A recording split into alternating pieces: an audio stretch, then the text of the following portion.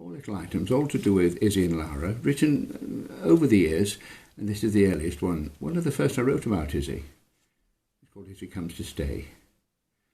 The best day of this wonderful year so far was the day of the birth of a little star, a little girl so adoringly sweet that without her life is incomplete. Many days in between have been spent with her. There is no one's company I would prefer. Many memories I treasure, many hours of sheer pleasure. The first day she smiled at me, what greater delight could there be? The next best day of the year has only just occurred when our lovely Izzy came to stay. She was as happy as could be. I need not have feared sleepless nights or tantrums, no way. Just love and laughter and sweet sleep. Out of her there was not even a beep. The little girl with eyes of grey always, always makes our day. Now this is one just came out of a conversation the two girls had. Izzy, Lara and the lollipops. Now Izzy has always liked lollipops, and buying them makes Grandpa popular, don't you know? So last visit I took them too, knowing that buying them I would not rue. I gave one to Izzy and one to Lara as well. Izzy looked blankly at hers, all was not well. Now apparently she has gone off them since she lost her first teeth again and again. So she looked at the sweet as if it were no treat, and then what happened was a hoot, and ever so cute. She said to Lara with some thought, and I realised that I should not them have bought. Izzy said, "Is it sticky?" The reply was, "Only when you lick it." "I don't want it. You can have it." Lara smiled, and with this was a hit. After all, 2 lollipops is better than 1, and she was having great fun.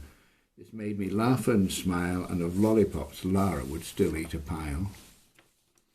We went to Butlins recently, and there was a huge tap suspended in the air like magic. It was actually held up by a polystyrene tube, but there was water running down it, so Izzy didn't realise it. Afterwards she got thinking, and she wrote this story, and I put it into verse, but this really is all from Izzy's imagination.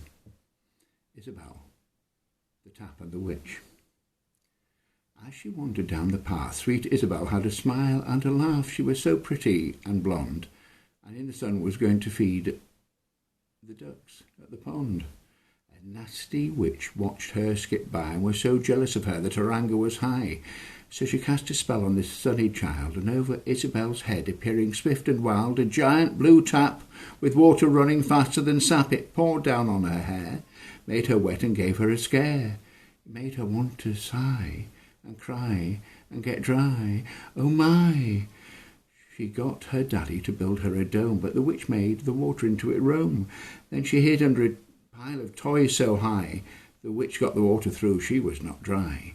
She did not know what to do, and was feeling so sad and blue, when a little cloud saw her plight, and with cloud magic ended her fright. He and his cloud brothers lowered themselves down, as they were worried poor Isabel might drown. So they sucked all the water away, and for Isabel saved the day. Thereafter she always was dry, and the frustrated witch was defeated. Oh my!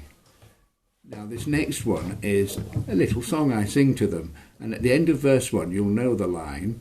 Lara, even at the age of 2, said, "But that's not true, Grandpa." Grandpa is wonderful, Grandpa is great, Grandpa is marvellous, he's my mate. Grandpa always makes me grin, and his tummy is thin, thin, thin. I love Grandpa's long white beard, it always keeps me from being afeard. Grandpa is the best of all, he always catches me when I fall.